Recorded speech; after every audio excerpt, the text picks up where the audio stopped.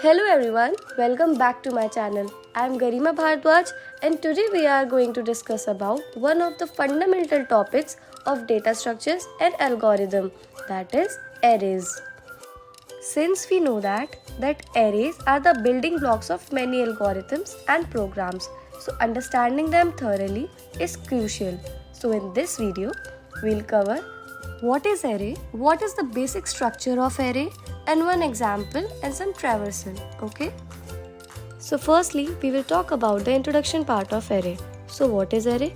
Array is the linear structure that stores a fixed size collection of elements of the same type, each accessible using the index or the key.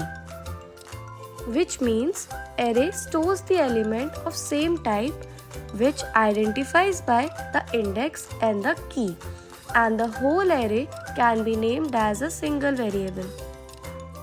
Arrays are often used to represent lists, tables, sequence of related data. Arrays stores the element in a contiguous memory location, which means every element is stored one after the another index. We cannot add any element randomly at any index.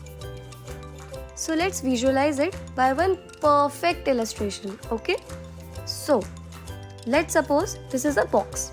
Okay, and the box represents the array, and these are some jars.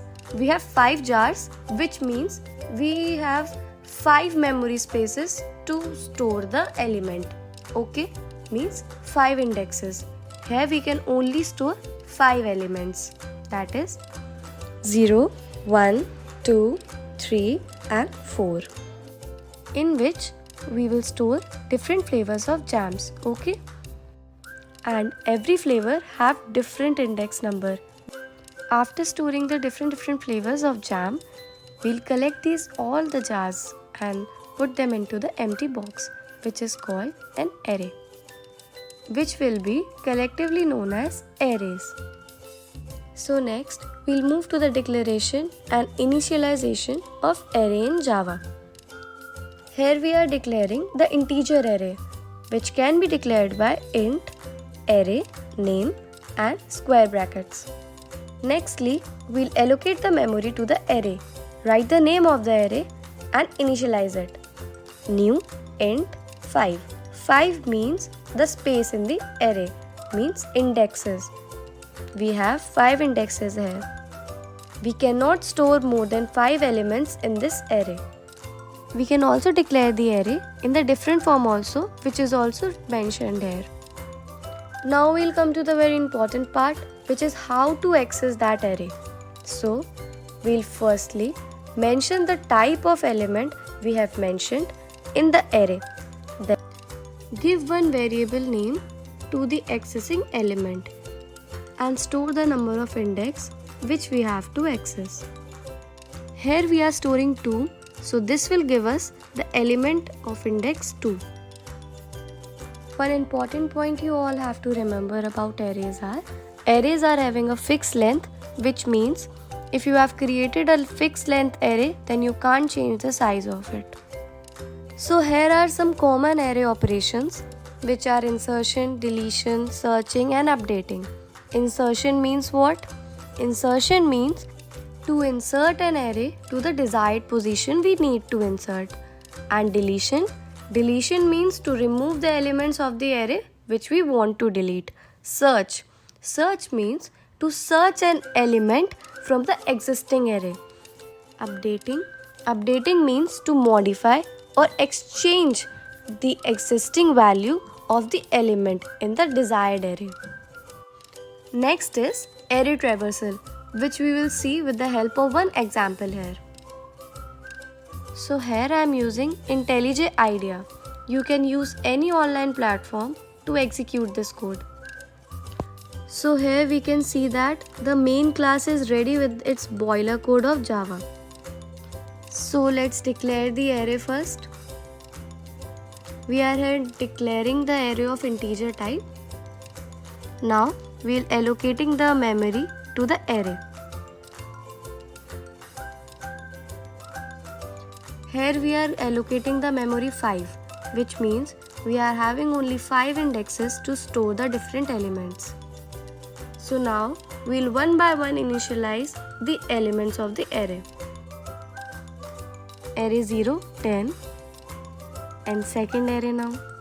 Array 1 is equals to 20, and so on, that is array 2, 30, array 3, 40, array 4, 50.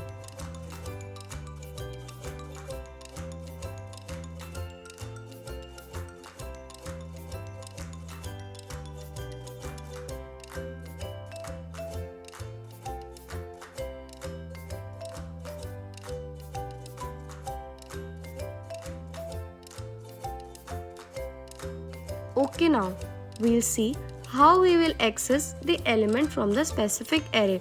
For this, firstly we will apply an for loop from 0 to the array.length. Array.length means the last element of the array.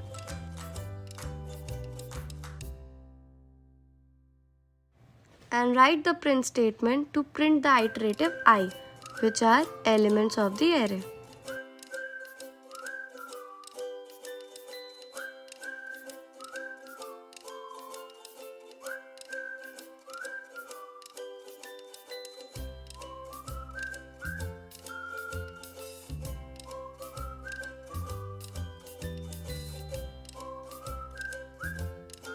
Okay, so we are right, and this is our desired output.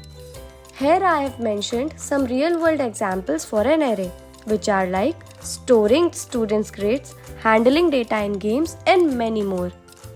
Like everything, arrays also having some pros and cons, and here they are. Pros are, we can directly access to any element of an array by mentioning the index number. So time complexity for this is O of 1, which means constant. We can directly access to any element of the array, which is very good practice to get an O of 1 time complexity. And after understanding this, we all can say that it is super easy to implement. Cons are, it is having a fixed size which we cannot change afterwards, and deletion and insertion can be slow for this, which is having a time complexity of O of n, because for this we need to shift the element to the next or the previous one indexes for the desired operation. So this is all about the revision part of the array. Now it's time to practice questions. So my turn is over. Now it's your turn to practice some awesome questions to improve your concept. Here I have given some 5 important questions which you all need to practice, which are very important for this concept.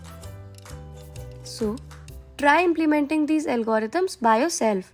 Experiment with different array sizes and explore various use cases. So, thank you for watching us, and don't forget to like, subscribe and hit the notification bell to stay updated with more exciting DSA content. Happy coding!